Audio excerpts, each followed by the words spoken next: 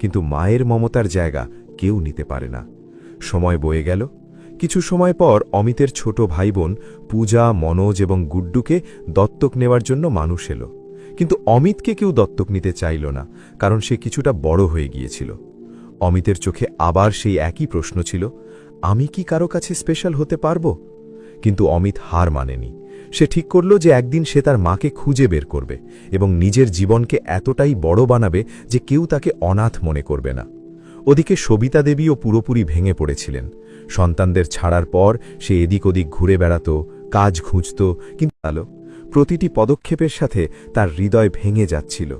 সে বারবার ফিরে ফিরে সন্তানদের দেখছিল, যাদের নিষ্পাপ চোখে এক প্রশ্ন ছিল, মা, তুমি কি আবার আমাদের সাথে দেখা করতে আসবে? সবিতা চলে যাওয়ার পর বাচ্চারা ধীরে ধীরে অনাথ আশ্রমের পরিবেশের সাথে মানিয়ে নিতে শুরু করল।